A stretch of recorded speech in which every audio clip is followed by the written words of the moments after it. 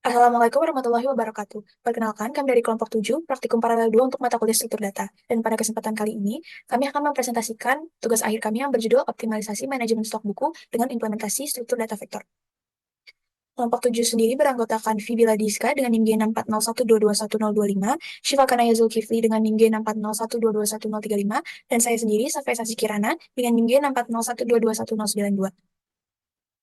Sedikit mengenai tujuan dan juga latar belakang dari judul yang kami ambil, di mana pencatatan secara manual atau secara tradisional melalui buku besar dan juga kartu stok memiliki resiko yang cukup banyak seperti kerusakan fisik pada buku besar dan juga kartu stoknya, kemudian kehilangan data dan juga memakan waktu yang cukup lama dalam pencarian informasinya.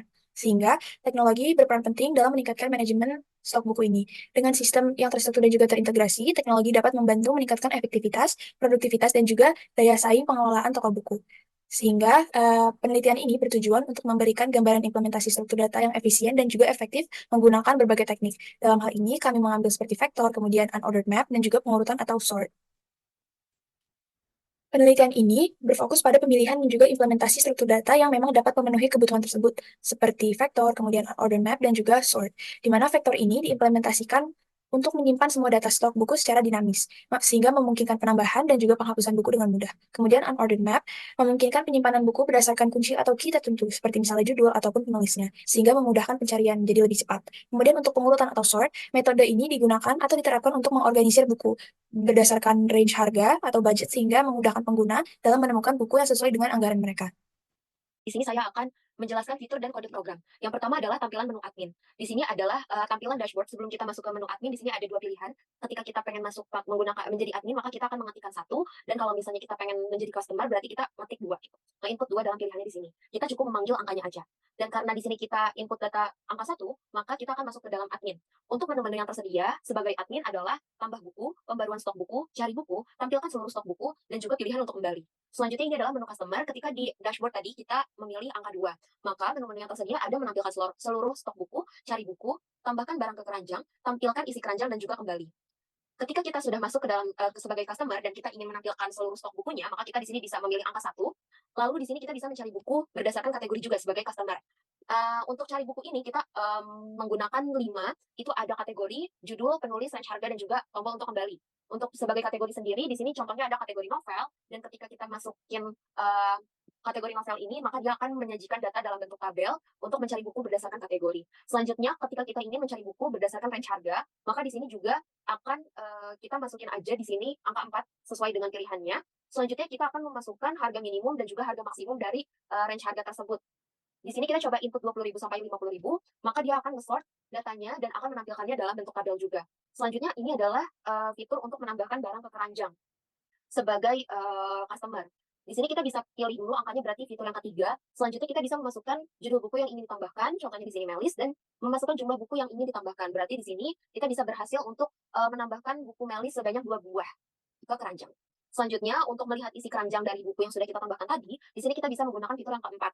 Lalu ketika kita memilih fitur yang keempat, dia akan memberikan rekapitulasi dari keranjang kita dalam bentuk tabel. Di sini untuk tampilan dari fitur untuk menambahkan stok barang. Yang pertama, kita bisa masukin fitur yang kedua, pembaruan stok buku. Dan karena tadi buku Melisnya itu dibeli 2, berarti dia stoknya sekarang 0. Maka ketika kita input sebanyak 30 buah, maka dia akan ngeprint data stok buku Melis berhasil ditambahkan sebanyak 30 buah. Dan ini adalah bentuk implementasi dalam bentuk kodenya. Kita menggunakan C++, dan mungkin untuk demonstrasi dari aplikasinya akan dijelaskan oleh rekan saya. Di sini saya akan menjelaskan fungsi-fungsi dari struktur data yang yang telah kami implementasikan dalam proyek tugas akhir ini. Untuk fungsi menambahkan barang ke dalam unordered map, ini kita implementasikan dalam hal ini. Dan untuk unordered map itu sendiri untuk menyimpan buku berdasarkan key dari fungsi yang dicari. Ini juga menggunakan unordered map untuk menambahkan barang baru ke dalam sistem stok barangnya. Selanjutnya ini fungsi untuk update stok unordered map setelah transaksi. Dan ini fungsi untuk menambahkan barang ke keranjang. Dan ini adalah fungsi untuk menampilkan isi keranjang. Ini adalah fungsi untuk menambahkan stok buku. Fungsi untuk menambahkan buku berdasarkan kategori atau penulis. Jadi kalau misalnya udah ada implementasinya dalam bentuk menyimpan buku berdasarkan key-nya itu sendiri, kita menggunakan unordered map. Tapi untuk menyimpan seluruh datanya, kita menggunakan struktur data vektor. Dan ini adalah tahapan untuk radix sort. Untuk radix sort itu sendiri adalah untuk mengurutkan buku berdasarkan harganya. Dan implementasinya ini ada di dalam fungsi yang mencari buku berdasarkan harga tadi. Dan ini adalah fungsi untuk mencari buku berdasarkan range harganya dalam implementasi Radixsort. Selanjutnya di sini adalah fungsi untuk mengurutkan vektor stok buku berdasarkan judulnya. Dan ini fungsi untuk menampilkan stok buku. Di sini saya akan melanjutkan untuk bagian demo program yang telah kami buat. Nah, ketika dijalankan maka akan menampilkan menu seperti ini, di mana kita harus menginput masuk sebagai admin atau masuk sebagai customer. Nah, untuk pertama ini sebagai role admin terlebih dahulu. Jika sudah masuk ke dalam role admin, maka akan ditampilkan menu seperti ini, di mana admin dapat melakukan penambahan buku, pembaruan stok buku, cari buku, dan menampilkan seluruh stok buku.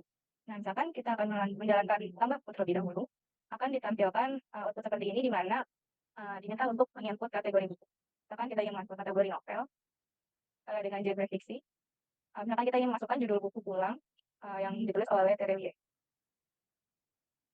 Penerbitnya ada PT Gramedia. Harga bukunya misalkan 62.000. Stok yang dipunya misalkan 32. Nah, jika berhasil maka akan ditampilkan pesan seperti ini, output buku berhasil ditambahkan. Nah, selanjutnya itu akan dilakukan untuk pembaruan stok buku. Nah, maka akan diminta untuk menginput judul buku yang akan diupdate. Nah, misalkan judul buku yang dipunya tadi itu pulang, jadi misalkan mau update pulang. Nah, akan dimasukkan untuk diminta untuk memasukkan jumlah stok yang akan ditambahkan. Nah, misalkan kita akan menambahkan 5 buku. Nah, jika berhasil maka akan ditampilkan output seperti ini, stok buku pulang berhasil ditambahkan sebanyak 5 buah. Nah, untuk melihat apakah stok buku benar-benar dapat diupdate atau tidak, ini bisa untuk menjalankan menu 4 di mana akan menampilkan seluruh buku. Nah, di sini dapat dilihat bahwa buku pulang itu sudah memiliki stok 37, di mana 32 tadi berasal dari stok buku awal yang ditambahkan ketika menambahkan buku, dan 5-nya lagi itu setelah dilakukan update. Nah, selanjutnya admin juga dapat mencari buku, di mana mencari buku ini bisa dilakukan berdasarkan kategori, judul, penulis, dan range harga. Misalkan ingin mencari buku berdasarkan kategori. Nah, kategori yang dicari misalkan novel. Nah, untuk outputnya sendiri akan ditampilkan buku-buku yang memiliki kategori novel. Selanjutnya misalkan ingin mencari buku berdasarkan judul, misalkan judul pulang. Nah, maka akan ditampilkan buku dengan judul yang sesuai dicari. Selanjutnya ada penulis, misalkan kita ingin mencari buku-buku karya Keigo Higashino. Nah, maka akan ditampilkan buku-buku sesuai nama penulis yang dicari. Nah, selanjutnya ada mencari buku berdasarkan range harga, maka akan diminta untuk input range harga yang diinginkan. Misalkan range harganya dari 30.000 hingga 62.000. Nah, maka akan ditampilkan buku-buku dengan range harga sesuai yang dicari. Nah, mungkin segitu untuk bagian admin. Nah, jadi sekarang pindah role ke customer. Nah, untuk customer sendiri, bagian menu-menunya ada seperti ini. Jadi customer bisa menampilkan seluruh stok buku, mencari buku, menambahkan barang ke keranjang, dan menampilkan isi keranjang. Untuk menampilkan seluruh stok buku dan mencari buku ini kurang lebih sama seperti admin yang tadi. Misalkan kita pilih satu, nah akan menampilkan seluruh stok buku yang tersedia. Nah, kemudian misalkan customer ingin mencari buku berdasarkan kategori, misalkan kategorinya komik. Nah, maka akan ditampilkan buku-buku dengan kategori komik. Misalkan sekarang untuk range harga. Range harga 20.000 hingga 50.000. Nah, maka akan ditampilkan buku-buku dengan range harga yang sesuai dengan yang dicari. Nah, misalkan di sini customer ingin menambahkan buku ke dalam keranjang. Jadi misalkan di 3, akan diminta untuk input judul buku yang ditambahkan. Nah, misalkan customer ingin membeli buku Mob Psycho 100. Di sini misalkan customer sudah berhasil untuk menambahkan barang ke keranjang, jadi customer juga dapat melihat isi keranjang dengan mengetik 4. Nah, jadi ini ada semacam rangkuman barang-barang apa saja yang berhasil ditambahkan ke keranjang oleh customer.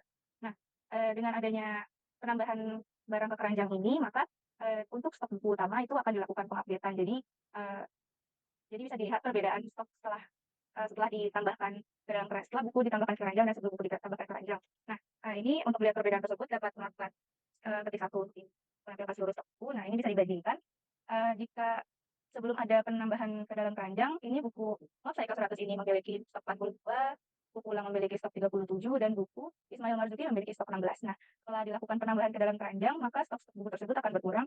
Bisa lihat di sini, stok buku Ismail Marzuki memiliki 12 buku setelah mengalami pengurangan sebanyak 4 di sini.